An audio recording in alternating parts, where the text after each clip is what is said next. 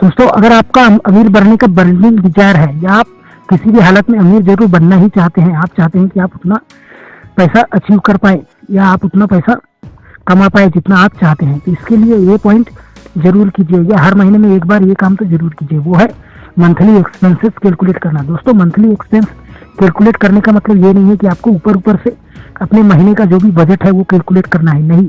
इसका मतलब है कि आपको बारीकी से मंथली एक्सपेंस कैलकुलेट करना है। इसमें अगर आप 1 रुपए का कोई टॉफी भी खरीदते हैं तो वो भी हिसाब आपको लिखना है। आपको अपने जो भी कार या बाइक है उनका 1 महीने में होने वाला जो सर्विसिंग में है उसमें जितना पैसा लगता है उसका हिसाब रखना है। आपका जो मोबाइल का रिचार्ज का है उसका हिसाब रखना है। आपके बच्चों की जो फीस स्कूल में 1 महीने में जाती है उसका हिसाब रखना है। आप 1 महीने में कितने बार बाहर खाना खाने जाते हैं उसमें कितना पैसा लगता है उसका हिसाब रखना है। आपको 1 महीने में कितने बार आप सब्जी खरीदते हैं उनका रेट क्या था, उन सारे चीज़ों का टोटल करके आपको मंथली एक्सपेंस निकालना है। दोस्तों, मंथली एक्सपेंस का मतलब ये नहीं होता है कि आपने कितना खर्च किया है, बल्कि आपको टोटल जितना खर्च किया है उसका निकालना है, चाहे वो 1 रुपए हो, 10 रुपए हो या 5 रुपए ही क्यों ना हो। आपको टोटल एक्सपेंसेस को निकालना है और उनमें से अपने सैलरी को कंपेयर करना है। आपको पता चल जाएगा कि आप 1 महीने में अगर 25,000 कमा रहे हैं और आपका मंथली एक्सपेंस छोटे से छोटे चीज़ों को मिला करके भी 30,000 हो रहा है, इसका मतलब है कि आप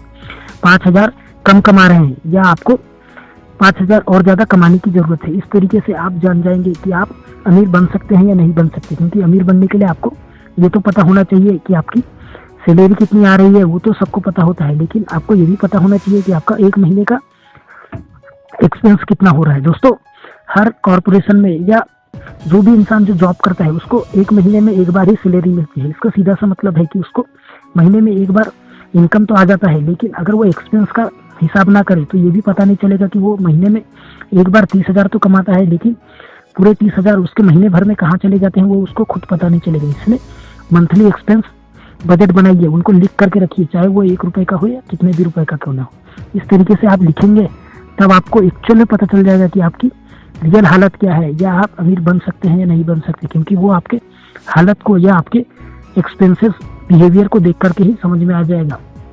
आपका जो भी स्पेंडिंग बिहेवियर है वही आपको खुद अच्छे से, या आपका कॉमन सेंस आपको खुद बता देगा कि आप अमीर बन सकते हैं या नहीं बन सकते हैं। और अगर आप नहीं बन सकते तो आपको उन एक्सपेंसेस को कंट्रोल करने की ज़रूरत है, ताकि आप कुछ पैसे सेव कर पाए और उन्हें इन्वेस्ट करके उनसे अच्छे रिटर्न हासिल कर सके। धन्यवाद।